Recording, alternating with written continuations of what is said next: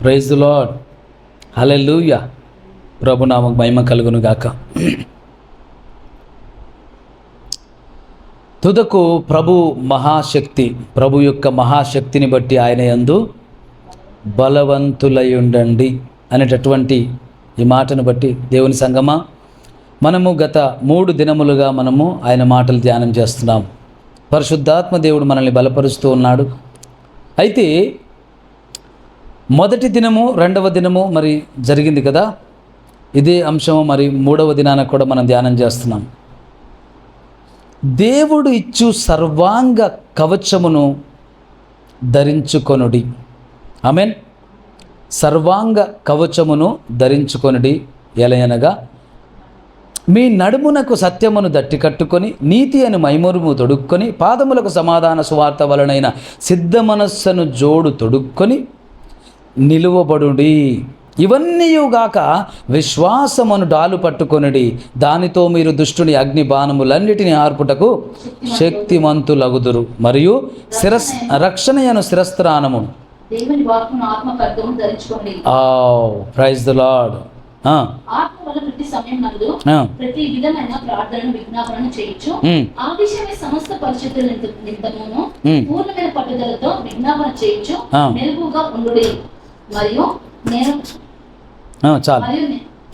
చాలు. Praise the lord.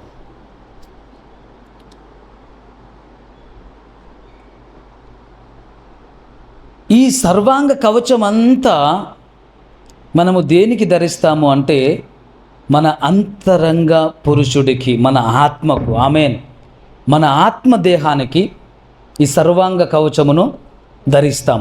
అయితే ఆత్మదేహమునకు ఈ సర్వాంగ కవచము ధరిస్తాము, కానీ భౌతికమైనటువంటి అనేక సందర్భాలలో ఈ కవచము ప్రభావితం చేస్తుంది. Praise the lord. ఒకవేళ ఎవరైనా వచ్చి నువ్వెందుకు అబద్ధం ఆడావు, ఎందుకు అబద్ధం చెప్పావంటే, అమ్మ నేను అబద్ధం ఆడిన ప్రభుని నమ్ముకున్నాను. Praise the lord. ఎందుకు మోసం చేసావు, లేదు నేను చేయలేను అలా, ప్రభు ఒప్పుకోడు. ఎందుకంటే నీ రక్షణను చూపిస్తున్నావు, నీ విశ్వాసాన్ని కనపరుస్తున్నావు, నీతిని కనపరుస్తున్నావు. ఇది నువ్వు ధరించింది ఈ దేహానికి కాదు. భౌతిక సంబంధమైన నేత్రాలతో చూస్తే ఈ రక్షణ కవచము కనపడదు. కానీ మాట్లాడినప్పుడు మాటల ద్వారా, పనులు చేసినప్పుడు క్రియల ద్వారా ఈ రక్షణ కవచము కనపరచబడుతుంది, బయలుపరచబడుతుంది. ప్రియ దేవుని సంగమా, ప్రియ దేవుని బిడ్డలారా, ఈ కవచము పని చెయ్యాలి, ప్రభావితంగా ఉండాలి. అది నేను ఎల్లప్పుడూ ధరించినదై ఉండాలి. అంటే మనలో నుండి కొన్ని కొన్ని కొన్ని కొన్ని విషయాలను మనము ఆ బీజాలను, ఆ విత్తనాలను దుష్టుడు మనలో వీటిని నాటుతూ ఉంటాడు. వాటిని వేర్లతో పెకిలించి బయట పారవేయాలి. ఏవి ఆ కొన్ని కొన్ని అంటే అవి శారీర క్రియలు. ఏంటవి? శరీర క్రియలు. గలతీలకు రాసిన పత్రిక 5వ అధ్యాయం 17వ వచనం నుంచి చూస్తే,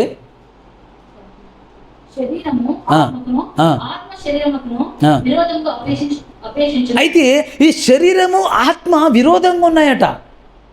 మరి మనము అంతరంగమందున్న ఆత్మ పురుషుని బలపరుచుకుంటున్నాం. భౌతిక సంబంధమైన శరీరము ఆత్మకి ఎలా ఉందంట? విరోధముగా ఉందంట. చదువున్నాను.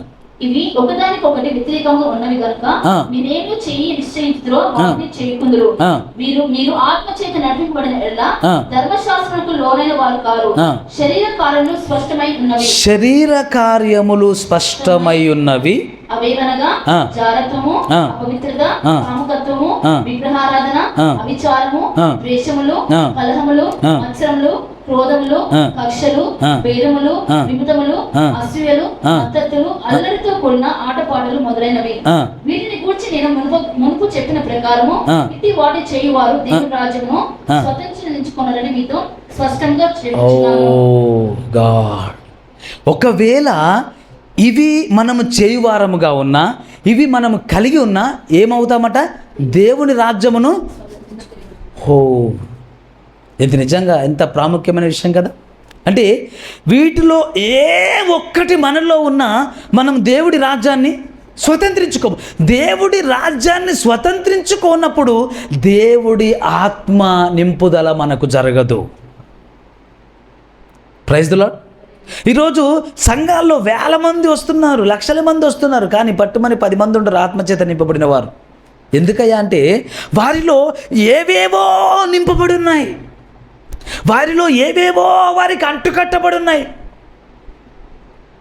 నీలో దేవుని ఆత్మకు అభ్యంతరమైనది, అసహ్యమైనది, ఆయన దృష్టికి హేయమైనది నీలో నిలిచి ఉన్నప్పుడు ఆయన నీలో నిలవలేడు, నీలో నీకు ఆయన రాలేడు.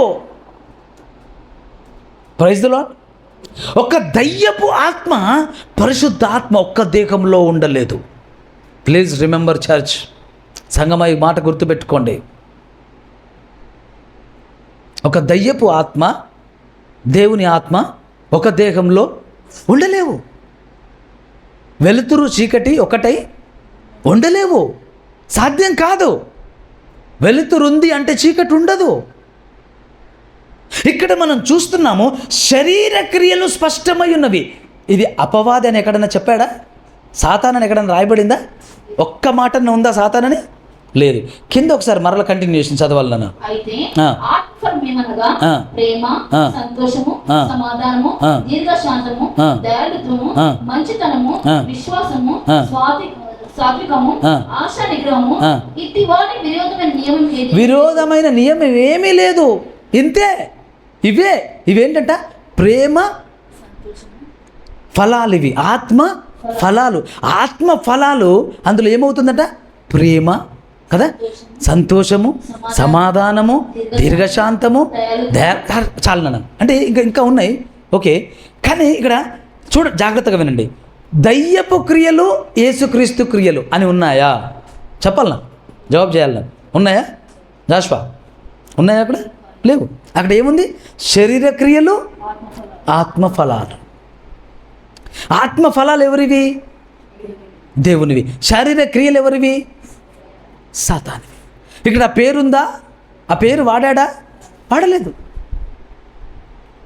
సాతాను పేరు వాడలేదు, దేవుని పేరు వాడలేదు. కానీ క్లియర్గా స్పష్టమై ఉన్నవి శారీర క్రియలు, స్పష్టమై ఉన్నవి. అవేవనగా, రిమెంబర్, దేవుడి సంగమా, ఇది గుర్తుపెట్టుకోండి. దుష్టుడు, అపవాది, జాగ్రత్తగా వినండి, దయ్యము ఎలా మనిషిలోకి వెళ్తాడో తెలుసా? ఒక మనిషిని దుష్టుడు ఎలా పట్టుకుంటాడంటే, ఒక దయ్యం మనిషిని ఎలా పట్టుకుంటుందంటే, దానికి సంబంధమైనటువంటి యొక్క ఫ్లేవర్, దానికి సంబంధమైనటువంటి, దానికి ఇష్టమైనటువంటి గుణము, దానికి ఇష్టమైనటువంటి స్వభావము, ఆ దయ్యానికి నచ్చే క్వాలిటీ ఏదో నీలో ఉంది. హల్లెలూయా చెప్తారా? హల్లెలూయా అంటే దానికి నచ్చేటటువంటిది ఏదో నీలో ఉంది. ఈరోజు మనం ఏం చేస్తున్నామంటే వాటిని, ఆ బీజాలను, ఆ విత్తనాలను, ఆ వేర్లను యేసయ్య నామంలో పెకిలిస్తున్నాం. ఆమేన్. అంటే ఎందుకు దుష్టుడు పదే పదే శోధిస్తున్నాడు? ఎందుకు దుష్టుడు నిన్ను పదే పదే గెలుస్తున్నాడు? నువ్వెందుకు ఓడిపోతున్నావు అంటే, వాడు ఓడిపోవున్నట్లు కాకుండా వాడు గెలుచున్నట్లు నీలో వాడు నాటినవి నీలో పనిచేస్తున్నాయి. చాలామంది ఏమంటారు తెలుసా? చాలామంది ఏమంటారు? నీలో ఉన్నవాడు లోకంలో ఉన్నవానికన్నా గొప్పవాడు, బలవంతుడు. నీలో ఒకడు ఉండాలి కదా, ఉంటే కదా ఆ మాట. ఈ మాట అర్థమైందా? నీలో ఒకడు ఉండాలి కదా. రక్షణ పొందావా? దేవుని నమ్మేవా? నీలో ఉన్నవానికన్నా లోకంలో ఉన్న. నాకు అలా అనిపిస్తలేదే గారు. నాకు దేని చూసినా భయం అవుతుంది, ఎటు చూసినా పరిగెడుతున్నాను. నా నీడని చూసినా నన్ను ఎవరో వెంటాడుతున్నట్టు, నా నీడని చూసినా నాకు భయం అవుతుంది గారు. నీలో ఉన్నవానికన్నా లోకంలో ఉన్నవానికన్నా నీలో ఉన్నవాడు బలవత్. నాకు అలా అనిపించట్లేదండి. ఎందుకు అనిపిస్తుంది? నీలో ఎవడు లేడు, నీలో ఎవడు లేడు. ఎవడో నిన్ను వెంటాడుతున్నాడు, వాడే నీలో దూరాడు, వాడే బలవంతుడు. నీ బయట వాడే ఉన్నాడు, నీ లోపల వాడే ఉన్నాడు, నీలో ఎవడు లేడు.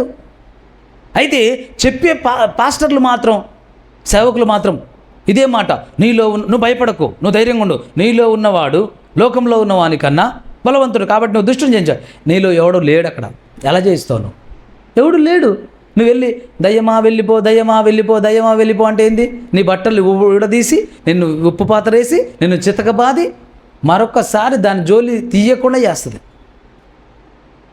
నన్ను ఉండనిస్తావా లేదా? మళ్ళీ నా పేరెత్తుతావా? మళ్ళీ నా పేరెత్తుతావా? ఎస్. Praise the lord. నా మాట మీకు అర్థమవుతుందా? అంటే నాలో ఎవడున్నాడు? వాక్యం ఏం చెప్పింది? ఈ స్పష్టత కావాలి. నీలో ఒకడు ఉండాలి అంటే నీలో ఉన్నదేమిటో మొత్తముగా ఎంటీ అయ్యి ఆయన నీలోనికి రావాలి. Praise the lord. In the name of Jesus. Yesukreestu నామంలో ఈ దినాన మనము ధ్యానం చేస్తున్న వాక్యము మనందరి జీవితాల్లో, యూట్యూబ్ ద్వారా, ఫేస్బుక్ ద్వారా చూస్తున్న వారి జీవితాల్లో నెరవేర్చబడునుగాక. Yes yes. నాలో ఏముంది? ఇక్కడ ఆత్మ ఫలములు శరీర క్రియలు అని రాయబడింది. అంటే శరీర క్రియలు అని రాయబడ్డప్పుడు దగ్గరగా అనిపించిన చాలా పదాలు రాయబడ్డాయి. జారత్వము, అపవిత్రత, కామకత్వము, విగ్రహారాధన, వ్యభిచారము, ద్వేషములు, కలహములు, మత్సరములు, క్రోధములు. వా, ఒక మాట చెప్పనా? జాగ్రత్తగా వినండి. ఇక్కడ జారత్వం ఉంది. ఈ ఒక్కొక్క పదము ఒకటి దేహంతోనూ, ఒకటి మనసుతోనూ, ఒకటి ఆత్మతోనూ, ఒకటి అందంతోనూ, ఒకటి ఈర్ష్యతోనూ, ఒకటి కక్షతోనూ, ఒకటి కుళ్ళుతోనూ, ఒకటి అసూయతో, ఇవన్నీ ముడిపడి ఉన్నాయి. ఇలాగా నా మాట మీకు అర్థమవుతుందా? అర్థమవుతుందా? ఎలా ఉన్నాయి ఇవన్నీ? ఇప్పుడు ఫర్ ఎగ్జాంపుల్ జాగ్రత్తగా అవేవనగా జారత్వము ఎక్కడ? మన శరీరంతో జరిగేది జారత్వము. టెంప్టేషన్. ఎవరినో చూసినప్పుడు నేను ఆకర్షింపబడుతున్నాను, ఆ పురుషుడిని చూసినప్పుడు ఆకర్షింపబడుతున్నాను, ఆ స్త్రీని చూసినప్పుడు ఆకర్షింపబడుతున్నాను. జారత్వం నీలో జరుగుతుంది. తర్వాత ఏమన్నాడు? జారత్వము. నెక్స్ట్ ఏంటి? అపవిత్రత. అంటే దేవుని ద్వారా నీకు అనుగ్రహింపబడిన పరిశుద్ధతను కోల్పోతున్నావు. అపవిత్రత. తలంపులు, ఆలోచనలు, అపవిత్రత. ఏదో చెడ్డ తలంపు, చెడ్డ ఆలోచన, అపవిత్రత. ఒకటి శరీరంతో జరిగితే ఒకటి ఎక్కడ జరుగుతుంది? మనసుతో, ఆలోచనతో జరుగుతుంది. అందుకే ప్రభువు యేసుక్రీస్తు అన్నాడు, రే పాత నిబంధనలు ఏం చెప్పబడిందిరా? ఏం చెప్పబడింది? వేరొక స్త్రీతో వెళ్తే వ్యభిచారం కదా. ఇప్పుడు వేరొక స్త్రీని ఆలోచనతో చూస్తేనే వ్యభిచారం. హల్లెలూయా. అవునా కదా? అన్నాడా లేదా? ఎస్. ఆయన కొట్టేశాడా, ఇంప్లిమెంట్ చేశాడా? ఈ విషయంలో మీకు నచ్చినట్టు బతకండి అన్నాడా, ఇంకా జాగ్రత్త పడండి అంటున్నాడా? Praise the lord. ఇంకా జాగ్రత్త పడాలి, ఇంకా జాగ్రత్త పడాలి. జారత్వం, అపవిత్రత, కామకత్వం. ఇది శరీరంలో నుండి ఒక మనసులో ఒక ఆలోచన, శరీరంలో ఒక క్రియ, కామకత్వం. ఇంకా తర్వాత విగ్రహారాధన. అంటే ఏదో నీ మనసులో బలమైనది నిలుపుకుంటున్నావు నువ్వు. నేను ఇలా అవ్వాలనుకుంటున్నావా? నా భర్త ఇలా అవ్వాలనుకుంటున్నావా? నా వ్యాపారం ఇలా అవ్వాలనుకుంటున్నావా? వ్యాపారమే ఎక్కువ ప్రేమిస్తున్నావా? నీ ఉద్యోగాన్ని ప్రేమిస్తున్నావా? నీ భర్తని ప్రేమిస్తున్నావా? నీ భార్యనే ప్రేమిస్తున్నావా? నీ పిల్లల్ని ప్రేమిస్తున్నావా? అమ్మో, నా పిల్లలు నాకు సర్వమయ్యా, నా పిల్లలే నా ప్రపంచం. కొందరికి కుటుంబమే ప్రపంచం, కొందరికి భార్యే ప్రపంచం, కొందరికి భర్తే. వింటున్నారా జాగ్రత్తగా?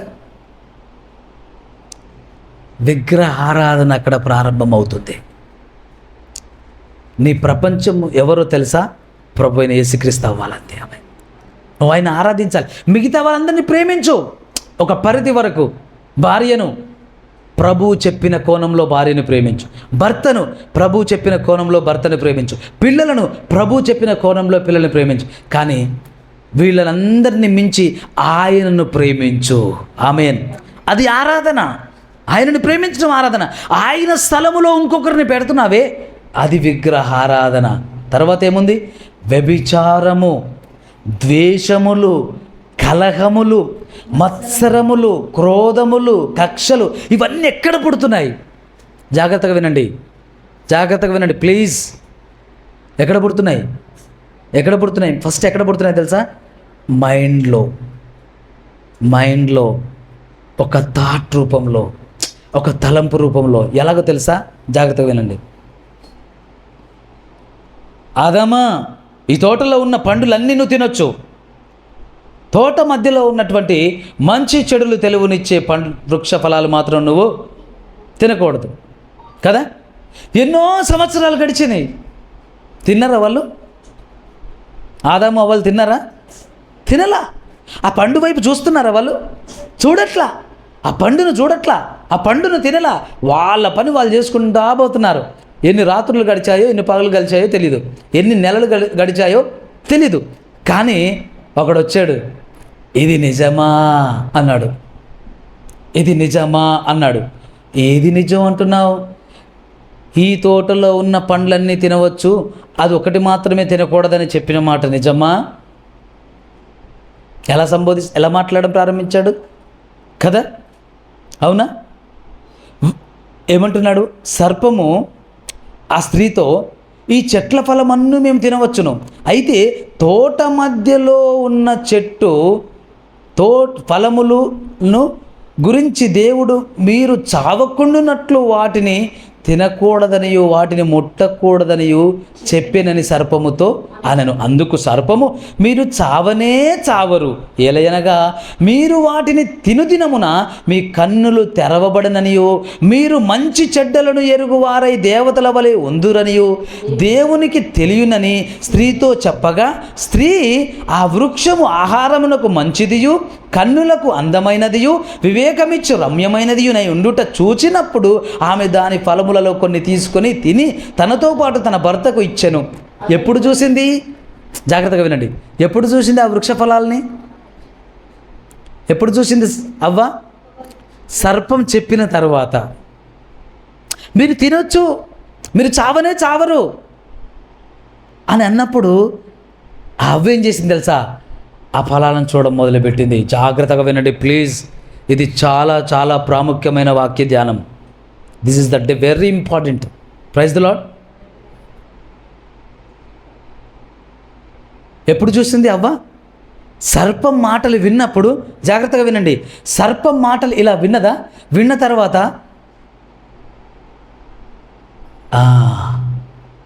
ఆ పళ్ళను చూస్తే ఎలా ఉన్నాయట? కన్నులకు అందమైనదియు వివేకమిచ్చు రమ్యమైనదియు నుండుట చూసినప్పుడు, కన్నులకు అందమైనదియు వివేకమిచ్చు రమ్యమైనది ఉండుట చూసినప్పుడు. అరే, అప్పటి వరకు చూడలేదా? చూడలేదు. సాతాను వచ్చి అమ్మాయిని చూడు ఎంత అందంగా ఉందో తెలుసా? నిజమా? వావ్, చాలా అందంగా ఉంది. అబ్బాయిని చూడు ఎంత బాగున్నాడు. అసలు ఆ హైటు, ఆ పర్సనాలిటీ, అరే హీరోలా ఉన్నాడు కదా.